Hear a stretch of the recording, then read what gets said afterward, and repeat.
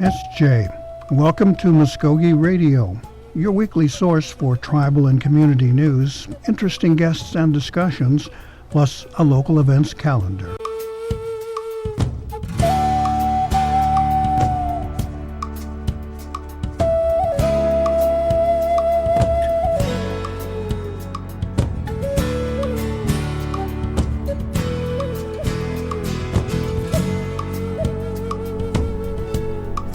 SJ, Stongo, Gary Fife, Jaw, Jeff Kados, Mvskoke Radio, Mabo Edge of the Wedge Gets. Okay, welcome to a beautiful mulgy day here today. We've got a couple things lined up. First of all, we'll be talking to Sterlin Harjo, film producer and upcoming famous guy. He's awful hard to catch, so we were so glad to get some of his time here this morning. And in the second portion, we have scheduled Mr. Kellen Bible, who is the new director at the Veterans Administration for the Mvskoke Creek Nation. He'll be talking about his new role as the director of such an important agency. But first of all, Mr. Harjo, are you there? Yep. Okay, SJ, Stongo. SJ, how's it going?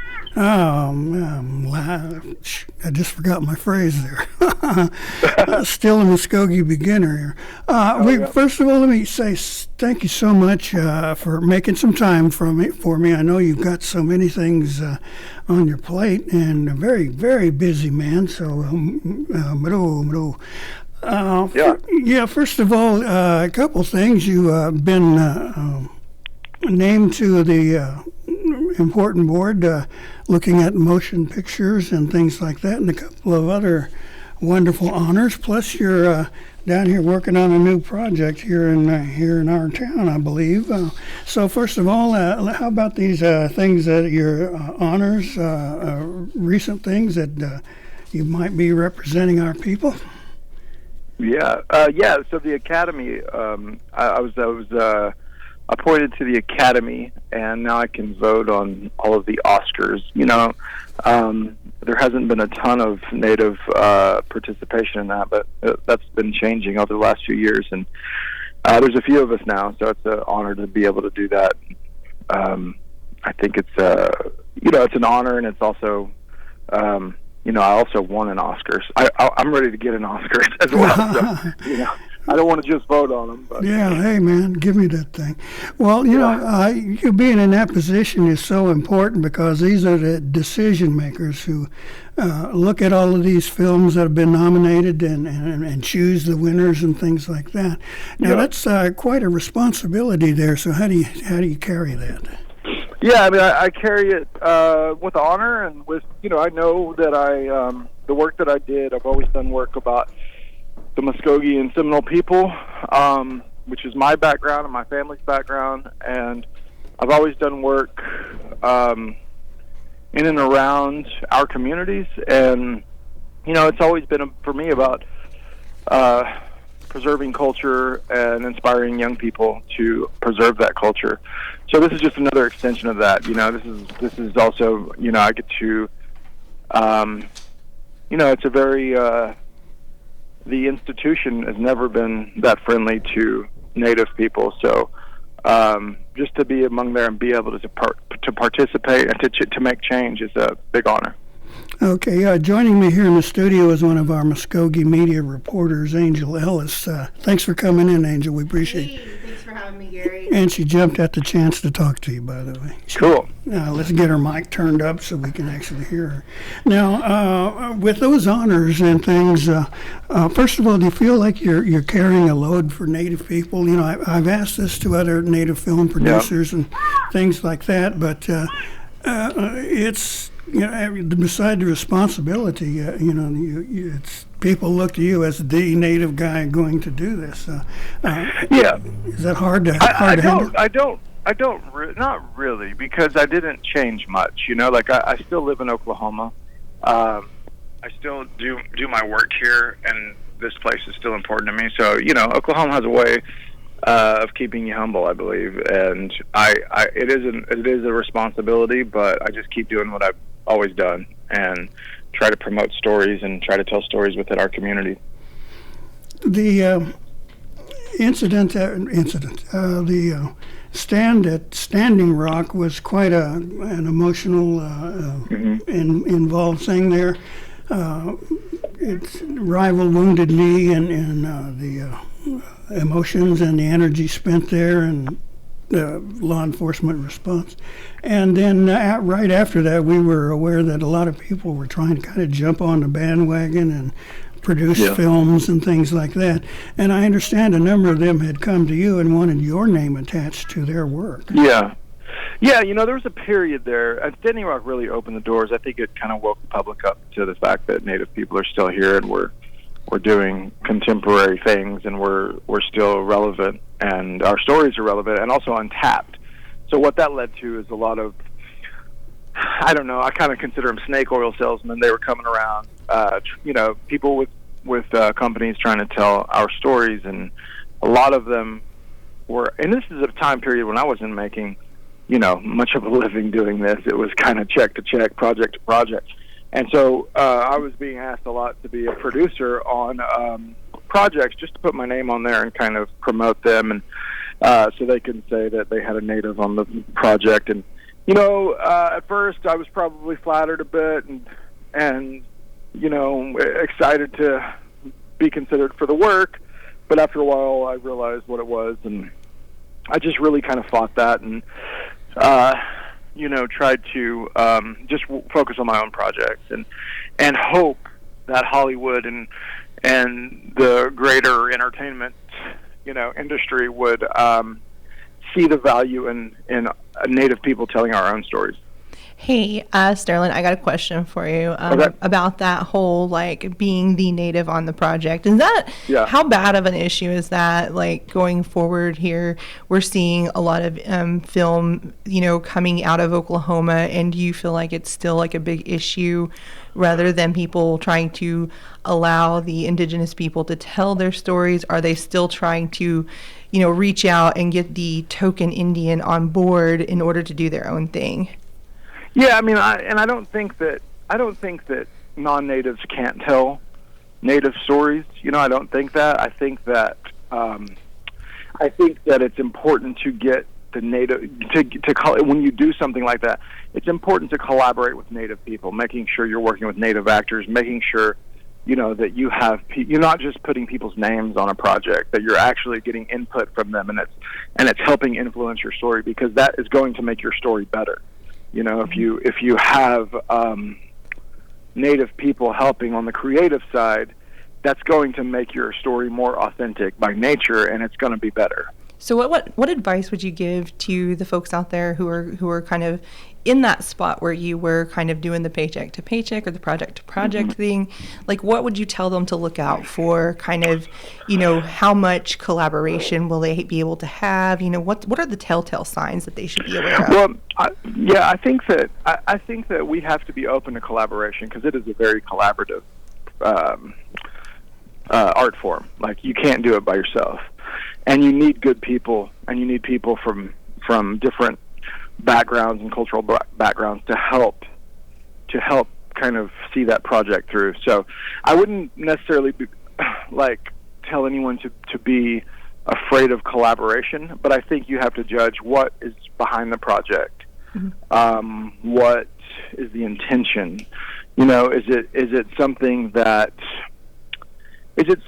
is telling stories from within our culture, or is it something that is kind of an outsider's view of who we are, that isn't authentic, that isn't reality as we know it? I just try.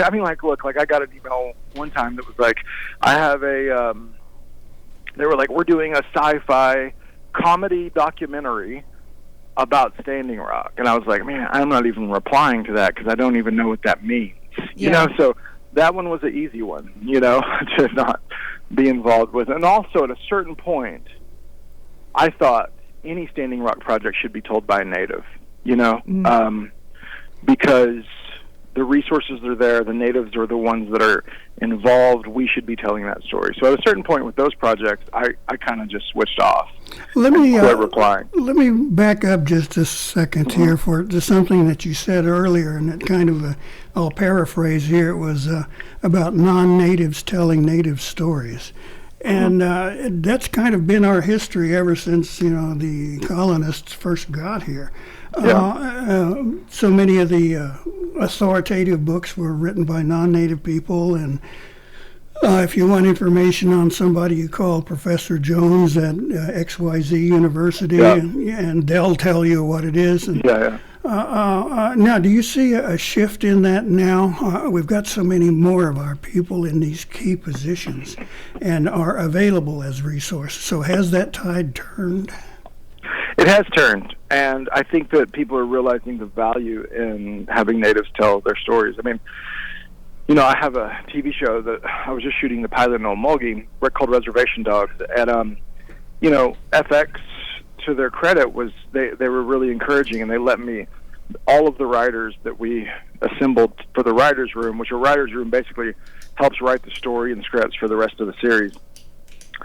They're all native, every one of them, and that's the first time that's ever been done. And it made such a difference.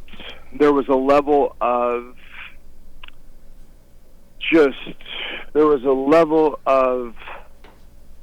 truth that you could not get at. And there was a level of we didn't have to explain everything, we weren't explaining it for a non-native audience. We're just dropping them right in the middle of a story, and they have to keep up. And that's the best way to tell stories, I believe. And we did that because it's all native people writing this project. Do you think that you lose some of the stuff in translation when you have to think about that other audience and you have to I hate to use the term mansplain, but maybe native-splain everything away, for you lose the art in that? You do, because it ends up being, that's all you're doing, when you have to explain everything, that takes away from just the story, and that's what we're here to do, is tell stories, not here to kind of explain the context of everything. And I think that, it's scary, though, because we're doing stories that have never been told, and your first instinct is to explain the context and the history and all of this stuff, but you don't have to, and it's actually better if you don't, because your story is your story, and all of that history. A non-native story, say it's, Jeremiah Johnson, they're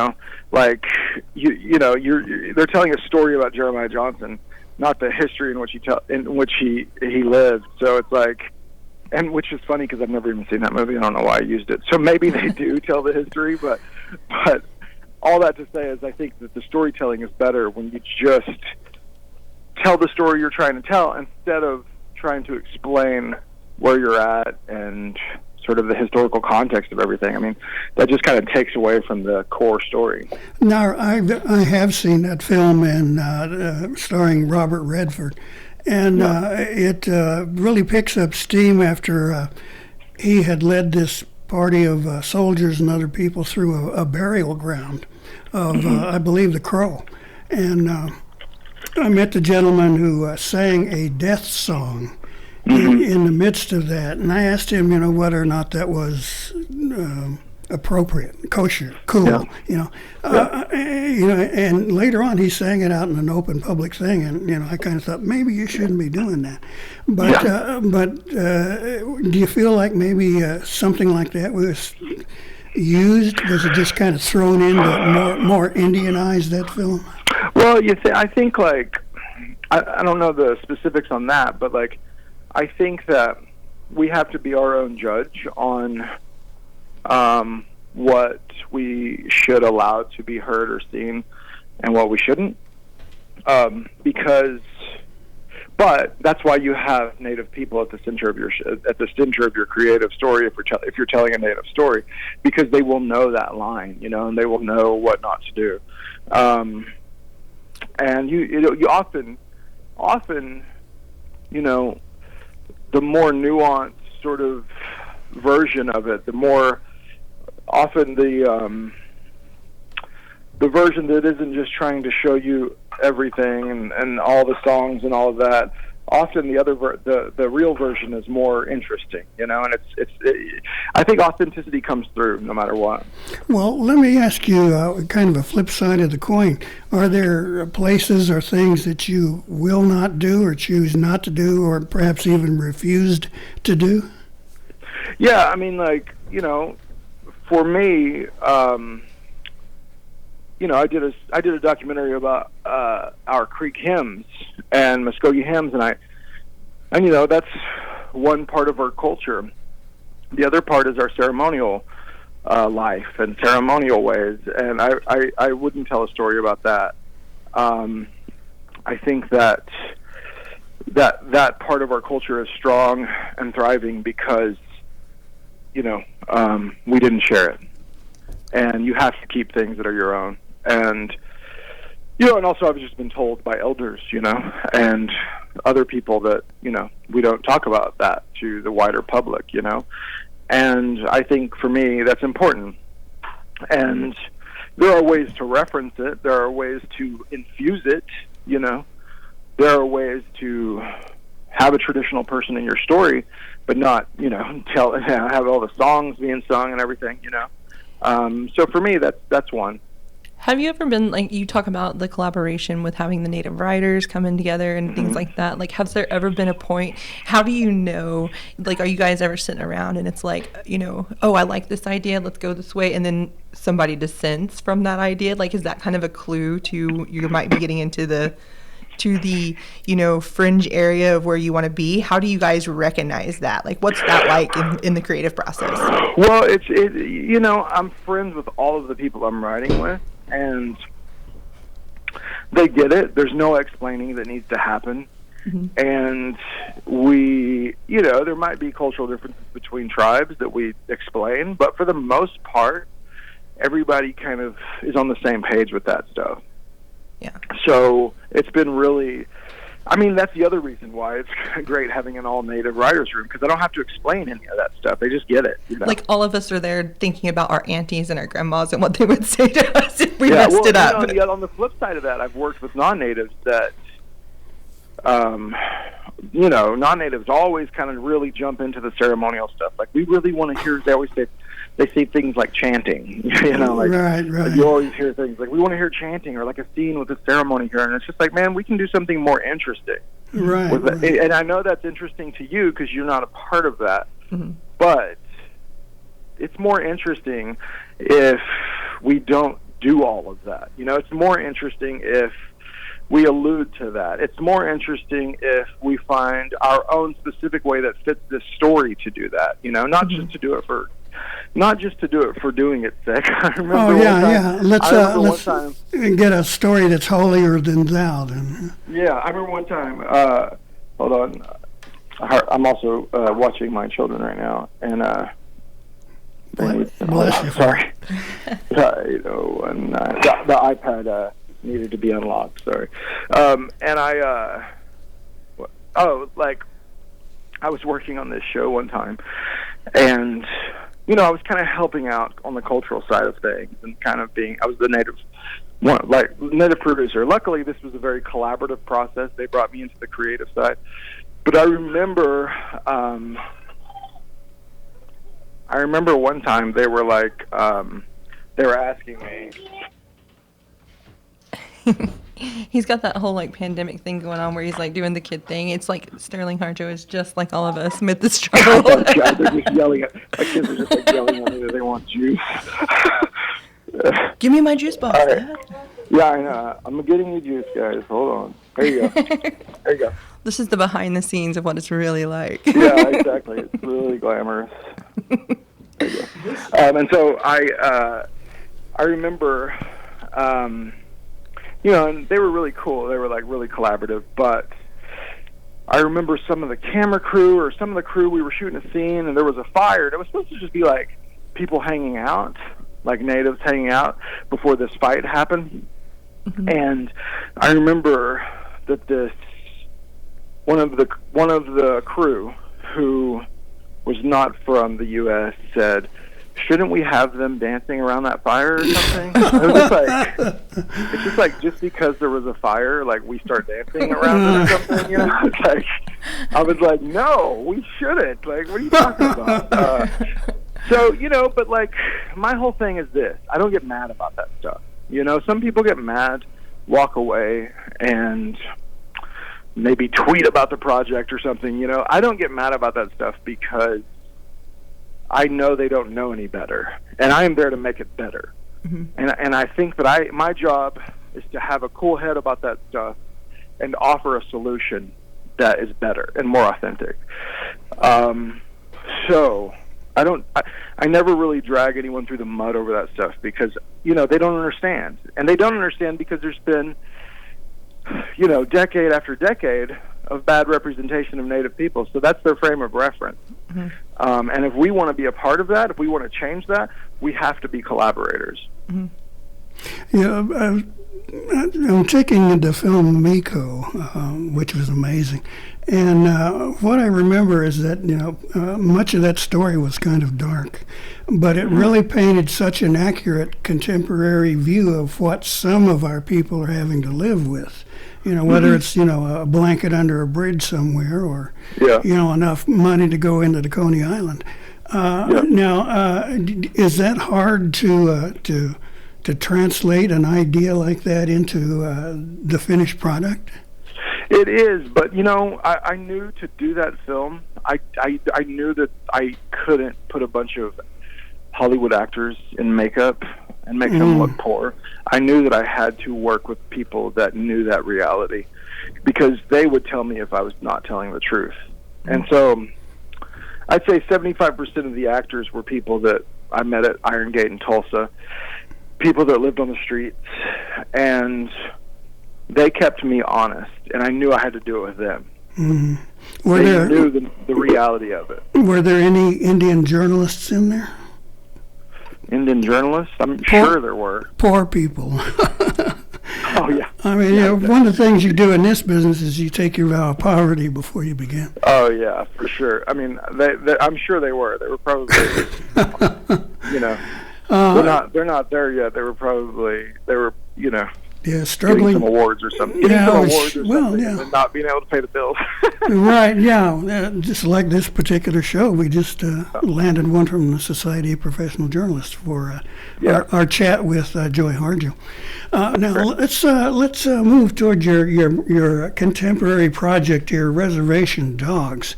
Now, when I first heard that, I'm thinking he's doing a film about these old one-eared, one-eyed, you know, mangy mutts that hang around the house and, you know, chase you off. Yeah. And I thought, there's got to be more to that. So tell us about Reservation Dogs. You know, it's Reservation Dogs is funny. I mean, like, obviously, Reservation is kind of a joke. Not a joke, but it's like a little bit of irony in our story because they don't live on a reservation. You know, they live in a small town in Oklahoma like I did, which at one time you can argue was one big reservation.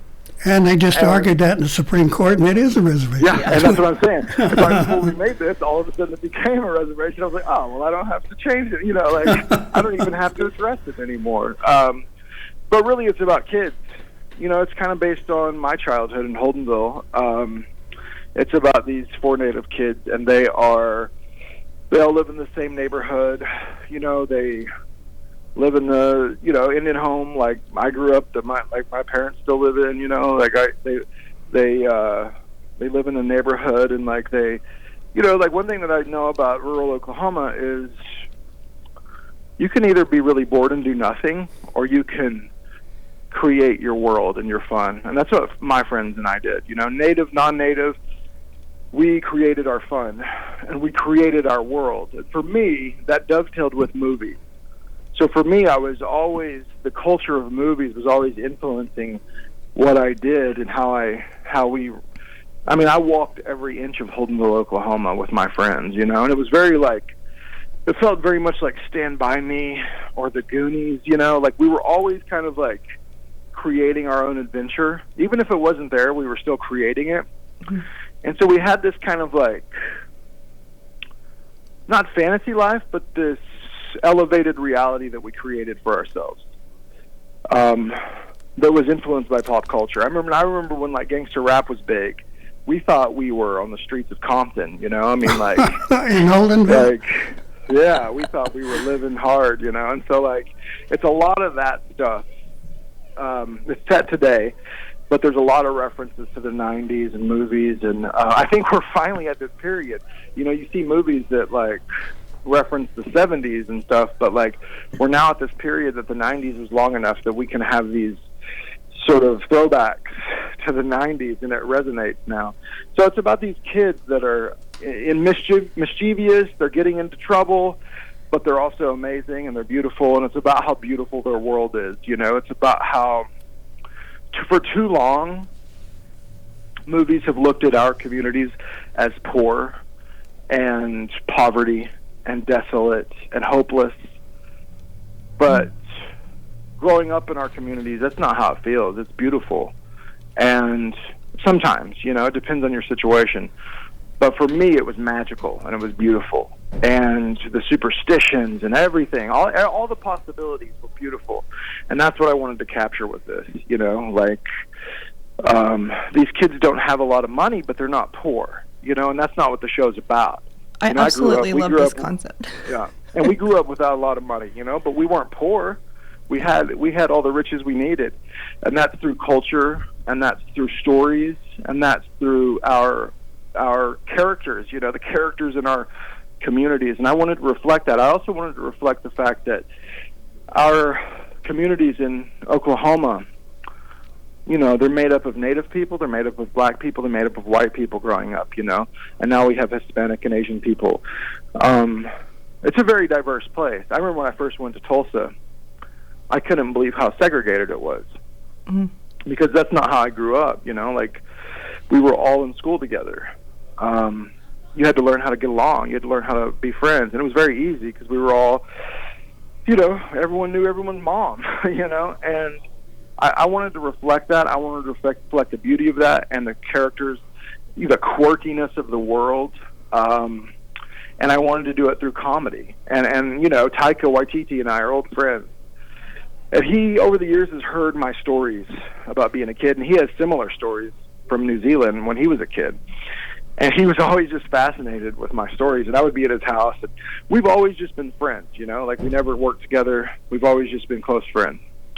But over the years, he's heard my stories, and, you know, I've told him 1,000 times to his friends and whatever, when I would be in L.A. or whatever. And he, finally one day, I was hanging out at his house, like a year and a half ago, and he was like, we should do something. I have this deal with FX, we should do something. And that night we just thought of it.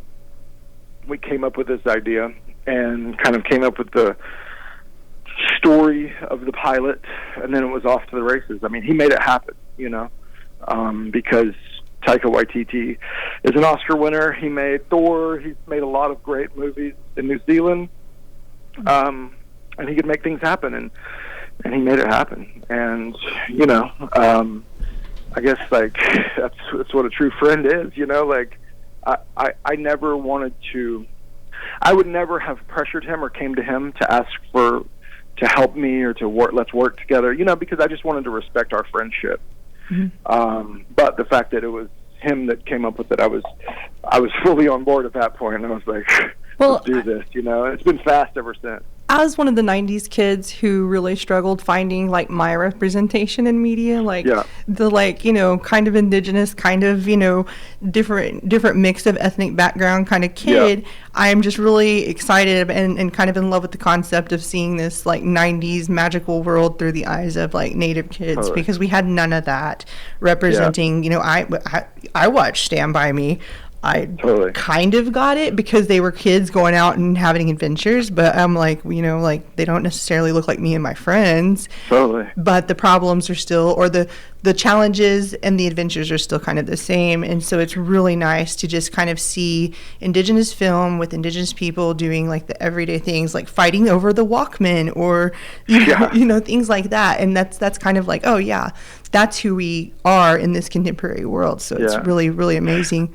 For sure. I mean, like, you know, one of the things that struck me is, well, one of the things I loved about those old movies I even brought this up to the company that made the Goonies. I was like talking about how we need a new show like that, or a movie like that, where it's kids, but they're dealing with, and it's kids being kids, and they're funny and they're whatever, but like they're also dealing with heavy stuff that kids have to deal with. And you know what's weird is then I've said that for years.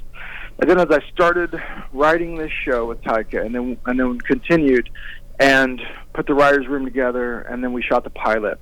It wasn't until I was standing there making the pilot that I was like, holy, like I'm making that's what I've been talking about. Like I'm making my sort of Stand By Me. It's sort of like Stand By Me meets Oh Brother Where Art Thou, but like I was like wow, we're doing it, you know? And that was really exciting thought to have. Like it's just like the ultimate, it's the project I feel like I've always wanted to make. So now I'm like super curious about these kids, and I want to know like which one is the one that's kind of a little more well off than the others, who has the cool snacks at home, and you know, which one is like the latchkey kid whose parents working, because I feel like every one of those little different categories really is represented even in our communities too. So yeah, I mean, we have like, you know, there's 4 main kids, and you know, you don't know much about their individual background the first episode, but as the season unfolds, you will learn more about each one's life, you know, who has a rougher life, whose parents are together, you know, and has a very nice home, you know. Like I wanted to represent all of those things, but do it in a way that isn't like, this is the issues that we're talking about, you know. It's just like it's there, and you'll notice it and you'll recognize it, you know. Well, you know, Sterlin, we're going to have to move on to the next segment of our program, but you were here in Omogi shooting scenes from Reservation Dogs, right? Now, is that all wrapped up? Yeah, the pilot is wrapped up. I will say, too, that Omogi was the best place I could have chosen to make that. I mean, everyone was so kind, and the locations were amazing. And I was sitting there filming it again. I remember thinking, wow, Will Sampson was born here. It is very fitting that I make this here, because for me, Will Sampson was the first contemporary native at TV in film. When he said juicy fruit, right, juicy fruit, in One Flew Over the Cuckoo's Nest. And so I was really proud of that. I was like, man, that's it. Like, we should be making this right here.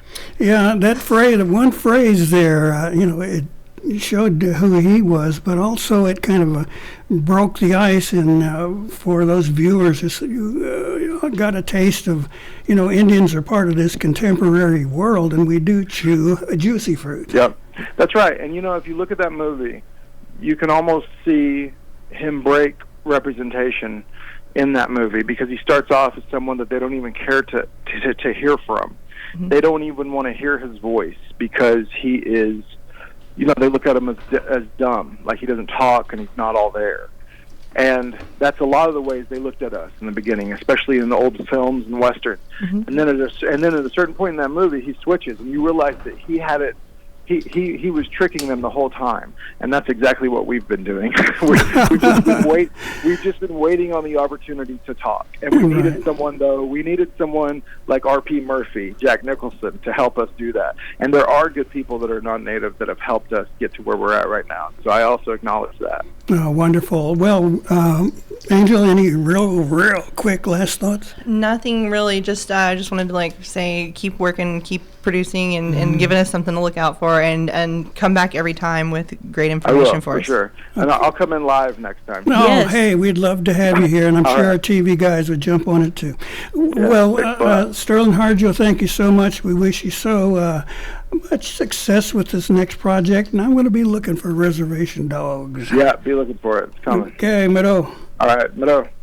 We're going to take a short pause here, and then we'll be back with the new director of our Veterans Administration. So please stay with us here on Mvskoke Radio, here on The Brew. Who am I? Am I native? I don't want people assuming things because I'm Indian. I just want to be me. But how do I live in two worlds? Some guys just check out by doing meth. But that ain't for me. Because I see my family, my friends, my drum making, my future. There are a lot of cool things about being who I am. And meth isn't one of them. Learn more at ncai.org. A message from the Partnership for a Drug-Free America and the National Congress of American Indians. Welcome back to Mvskoke Radio here on the Brew in beautiful downtown Okmulgee today. We're getting to fall weather. We'd like to welcome into the studios Mr. Kellen Bible. He is now the head man at the Veterans Administration, the job that just got to be so intimidating and so much to do. We're going to do a little mic adjustment there, so don't worry about it. The sky is not falling. Welcome, Mr. Bible. Thank you for making Thanks for having me. This is exciting. Okay, well, it probably won't be the last time we'll have you in here. Absolutely. Yeah. Well, I just wanted to dive in and see how the first part's going. Like, what have you guys been up to, and how's the adjustment period going? The adjustment period has been good.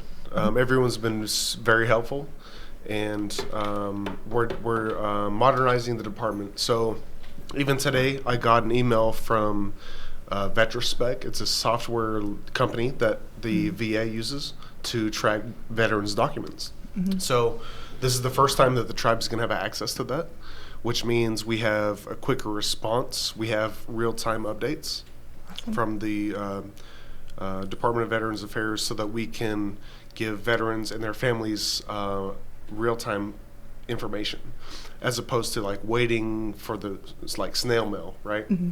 So that's going to be something new, something historic. Also, something historic that we're going to be doing is we have been working with the Department of the Navy. So working with Captain Foster, he's based at the Pentagon right now. He's also a Mvskoke citizen. Okay.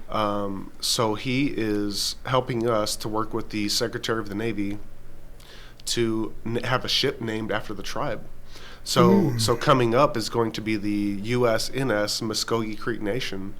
And so also that's another historic moment for us to be able to be there are other tribes that are kind of throwing their names in the hat. Mm-hmm. But this is also a first for the tribe too. So we're accomplishing a lot of milestones very fast. So that's like one of the stories that we're gonna have to get in on, man. And the minute that press release drops, we gotta like bust that out. Yeah, I'm pretty absolutely. Excited about it having a USNS Mvskoke Creek Nation. Yeah, and so that's gonna be big. And so another thing that we're doing at even 1 o'clock is we're going to do a preview of a video.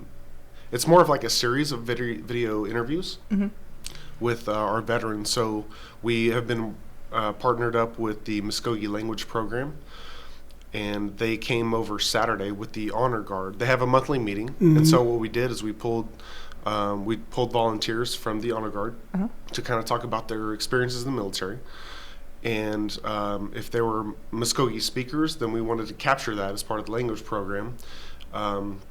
And then, so we had 4 participants.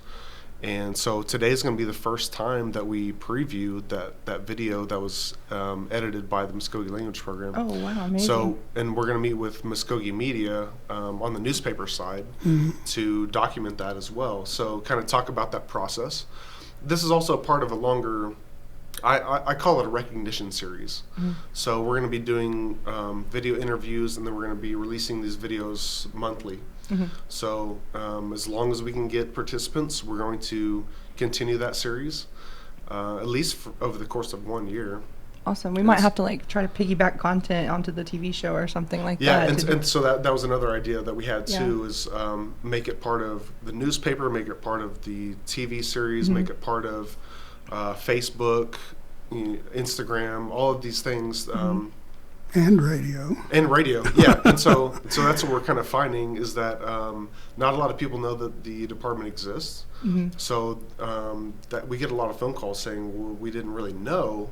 We used someone else. We used the VFW or someone else to help us with claims and compensation, things like that.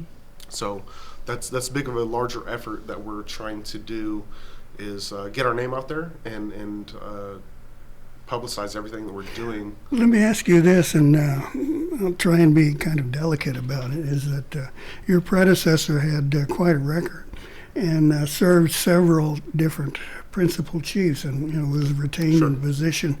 And many of the clients, the servicemen, were appreciative of him helping them out getting their benefits flowing and things like that. Now, you're coming into the job and charting a new course. Is it a challenge, first of all, to deal with the old and then bring in the new like this?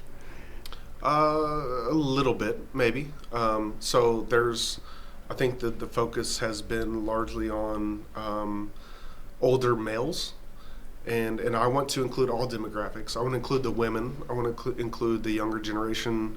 There's a 23-year-old veteran getting out today. They still need help. Mm-hmm. So I want to be inclusive as much as possible. So that's, a veteran is still a veteran to me, and they still need help. So it doesn't really matter what their background is. Right. Yeah. The service to our service people in all branches and in both sexes has been kicked around a lot in some national politics, both for health care and housing and benefits. Now, what do you see as your challenge when you look kind of at a national angle and how to bring the benefits, quote unquote, to our veterans here? Yeah, so the challenge is really getting veterans to adapt to the technological capabilities, because now, like, the VA is pushing phone apps. They're doing a lot of things online as opposed to submitting paper copies, and so it's going to be an education piece. That's kind of how I feel about the entire effort, and so that's why. Coming in the spring, as soon as COVID kind of goes away, I'm going to start hosting an annual veterans conference that kind of introduces these ideas to the veterans. As there are new approaches, we have to adjust. And that's what veterans do best, we adjust. So I'm kind of looking at the timeline of when to host this conference. I'll probably partner with the College of Mvskoke Nation, because I know they have the space and they have the capability to cater, and so we can do that kind of on site, and it will be local, so that we can share information with the veterans and their families. It's a lot of times it's not even about the veterans; it's about their families too, because everyone lives in the same household. So it's still important for even the kids to understand what's going on, and it opens the dialogue about their experiences. If the kids never know that their grandfather served in Korea, this may be a way for them to talk about it, and that's healthy. Yeah. It sounds like there's like the modernization, what are the challenges with I am even of an age where I find new apps a little bit crazy, Sure. Not to be saying it's an age barrier, but it really is like a different world when you're talking about going from, paper copies, filling out paperwork, and then to, form submission through apps and things like that. And now we're in COVID, so it seems like it could be even more pertinent to get that kind of information. So has there been a lot of boundaries to that? Getting with people in person and showing them how to navigate, is that kind of like an outreach kind of model that you guys are working pretty heavy on? Yeah, it's we use a tailored approach. Every situation is different. Mm-hmm. So sometimes we have people. So I kind of ask them if they're comfortable with computers first, and they're like, "Yeah, I'm okay with it." So I'm like, "All right, go to e-benefits and enroll." Others, I bring them into the office, and I basically type everything for them, as long as I have their consent. Then I think everyone's comfortable with that, and I show them, you have access to all of this information. This is your own personal record. You can look at this anytime, but I'm going to show you how. Right. So again, it goes back to the education piece of explaining what's available now, and whether it's on the benefit side or the health side, there's so many different portals online. So it is tricky, and so, but that's what I'm here at. I'm a coach. That's kind of how I look at it. Awesome. Okay. And I was going to ask too, when you talked about the demographics a little bit earlier, I kind of see this pattern. I'm not really involved with a lot of veterans services, but every time I've kind of interviewed, say, the VFW or a club or any organization, it always seems like there's this massive gap. Like, where are the 23-year-olds who, what's happening with that? And you don't always see that kind of representation in any organizations, especially when you look at like honor guards and things like that. What happens, and why aren't those kids plugged in? I call them kids because I'm old now, but but why aren't those servicemen and women plugging in that early? It seems like some of these organizations tend to, like the local VFW where I'm from, is kind of died off because they just haven't been plugged into those organizations. Yeah, and so I mean, the reason why is I haven't been there, so I'm here now, and I'm going to introduce that. So, eventually, once we kind of develop more content, we're going to start with Instagram, Facebook. Like right now, we're kind of it's very early, so we're piggybacking off of the tribe's public relations or Mvskoke media, things like that. But once we develop more content, we're going to take over our own. We're going to have our own ownership over social media, and one of the things that we're doing right now, is developing our own website. So it's mcnveterans.com. And we've also established an organizational mailbox, mcnveterans@mcn-nsn.com. Or I'm sorry, .gov. .gov. So so there's a lot of little steps that we're taking to make sure that we're accessible. And so following even these baby steps are gonna come our own Facebook page, our own Instagram. I don't really know that we'll do Twitter necessarily. It just kind of depends on what kind of response we get as well. Like how are people reaching out to us? How are we reaching out to people to get content out there? So I always found that, like, in our demographics with our like cross media publishing, it seems like local folks are on Facebook, and then I noticed that most of our Twitter things are like very, spread out in different states, sometimes different countries, and so that's where we kind of like see that, like, maybe just difference in the demographics. It's like the Mvskoke people who are interested in Mvskoke topics, who are here in reservation boundaries, they tend to be on Facebook, and then you seem to have like this more spread out response on Twitter. It's kind of like somebody in New Hampshire, it continuously tends to share our information. Absolutely. And retweet it, kind of thing. And I always kind of wonder, I'm like, are these servicemen and women who are spread out all over the country, kind of thing? So yeah, so and that's something that we are going to include as well, because we know there's at-large citizens even in California, Oklahoma City. It doesn't really matter where they are. I'm still going to help them. So however we can best communicate with them is going to help them feel more supported. They're going to get the services that they need, and we're just going to have to make ourselves more available. Is it challenging to kind of reach out like through multiple states to be that kind of connecting folks to services? Sometimes I imagine that, like, I'm here in Oklahoma and I'm used to these channels. Does it vary state to state, or is this like a giant hub that just all funnels through to the VA and it's kind of parallel throughout the country? Yeah, it's really not going to matter like where anyone's located, especially in this COVID environment. Everything's digital, so we have to do business like that. Yeah. So it really doesn't matter to me. Again, a veteran is a veteran, and I'm going to help them out. So that's kind of the bottom line. Let me shift gears here a second. I'm sure a lot of our people and veterans that you'll be serving don't know you yet.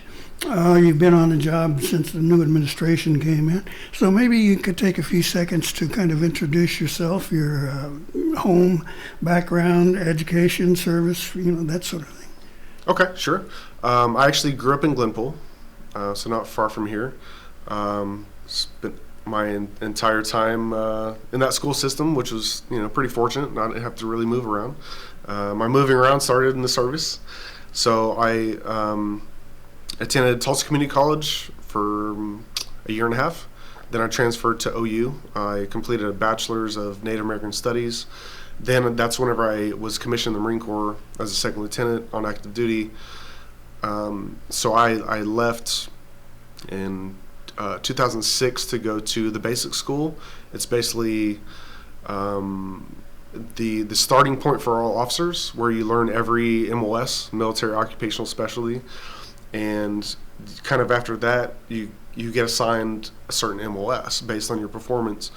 So I chose logistics, and I was a logistics officer.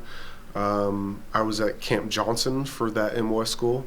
We were probably 6 of us out of that class were graduated early. We were forced to graduate so we can catch up with our units in Fallujah.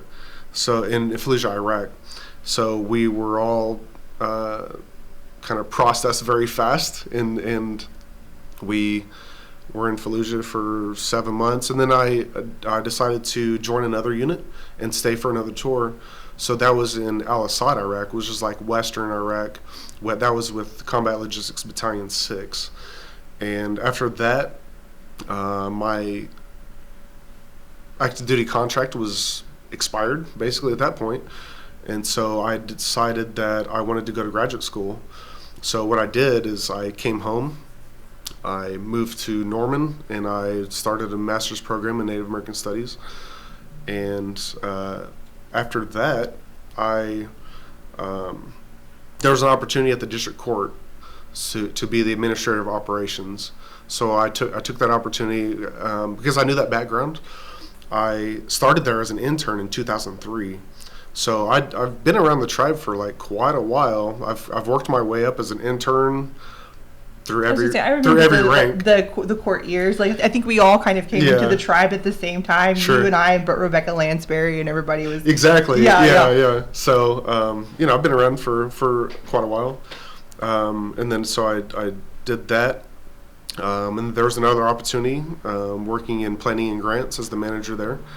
And then so since then I've worked in student loans on the federal side, which is kind of interesting. So I've kind of been in higher education for a little bit. I worked at Bacone College. That was my last assignment. And then actually, like during graduate school, I was activated in the reserves. So I have a 10-year military career. Some of it active, some of it reserve. But during that time in graduate school, I was activated to deploy to Afghanistan. And so I was an artillery officer in Oklahoma City. Okay. Now, let me jump in here and ask you this now. The service population there for Mvskoke people ranges from the aged guys who served in the Second World War. You have some that were in Korea, in Vietnam, and now the Far East. My God, are the needs and necessities so different there, or is once a veteran always a veteran, and you have the same kind of needs? How do you see the people you serve? It is different. I mean, and that's where we have to adapt to each other also, because, for example, I get a lot of phone calls about making home renovations that are handicap accessible. You know, there's amputations, there's just mobility issues that we have to look at differently, as opposed to, for example, my age, like OEF and OIF veterans, we're not running into that yet, right? So we're a different demographic, but mental health may be more of an issue as opposed to mobility. So I think that's something that I'm going to try to promote, is the accessibility to mental health. It's a big problem, but that's also an issue. Is a lot of veterans don't like to talk about those things, and so it's about having the right approach to get them comfortable to actually seek that help. So. And there's kind of like that stigma, like right now it's like Suicide Awareness Month, and a lot of people are promoting it right now. That just like mental health in general is a humongous stigma among every community. It's like, there's like a really big disconnect between like, it's okay to go to the doctor if your heart's not working right. Yeah. But if you have another need, especially in the psychological range, we don't talk about those things kind of environment. Yeah, and there have been a lot of reports from the mental health community. Because of the COVID environment, everyone's struggling a little bit more. So amplified. Yeah, absolutely. So that's not going to be any different for a veteran who already has maybe some underlying issues that they need to talk about. So this new environment is amplifying things, just like you said. So it's very interesting, and so we can't ignore that. Sure. Also. In the last few minutes we have here, maybe you can give us an idea of where your focus is at the moment, and then what kind of agenda do you have for the future? Sure. So the focus right now is digitizing everything. Having this access to the VA records online is the first. Like I can even start maybe even today, because a lot of times we would have to work through someone else to find those records. And so now that we're going to be more independent, that's going to give us a faster response for the veterans and the spouses that call and ask, what's the status of my claim? Well, give me 10 seconds and I'll look it up, as opposed to, well, let me make a phone call or email, and then I'm waiting back on a third party, right? So that's the focus. We've started tracking everything. So I think it's important to make decisions on data as opposed to assumptions. So that's kind of where we're going to do more digital record keeping and tracking, so that we have the ability to make better decisions. You know, if something's not working, I at least want to know. If something is working, I still want to know. So that's kind of the movement is about modernizing processes and procedures, as well as educating people about what we can and what we can't do, just so that everyone at least has an understanding. I mean, the most important part about our efforts is the way that we communicate. You know, if we don't have the ability to communicate with the veterans, then they're going to be just as frustrated as they have been. So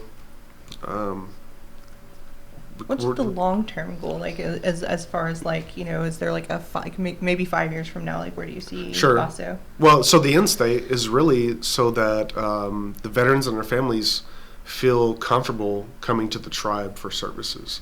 I mean, we want to create a home for them, and we want to make sure that they feel that they trust us to take care of them.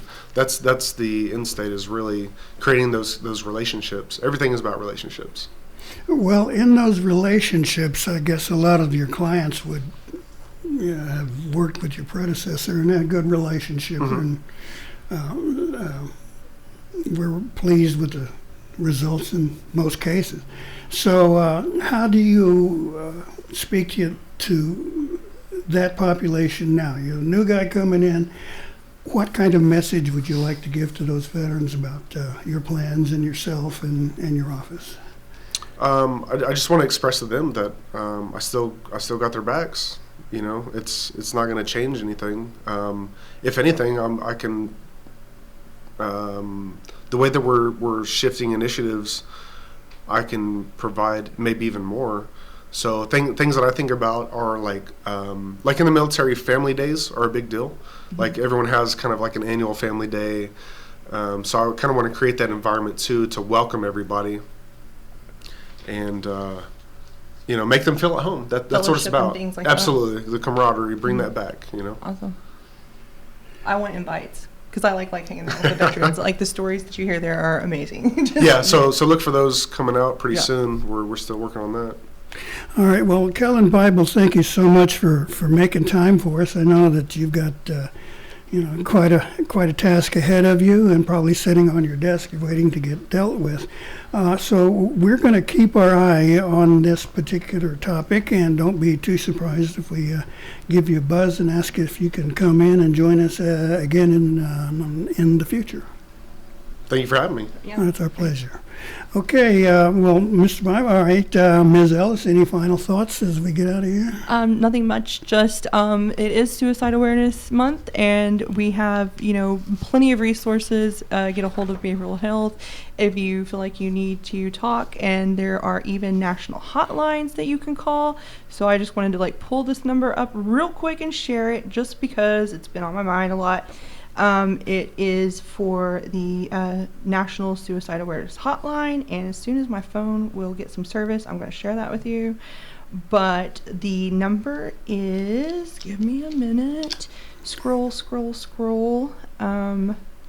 Gosh, I posted a lot. National Suicide Prevention Hotline, 273-TALK-8225.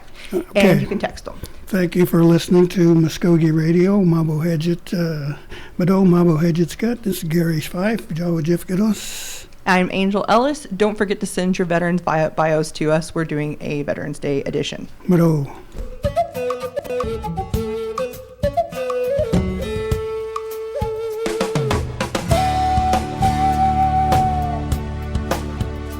You've been listening to Mvskoke Radio.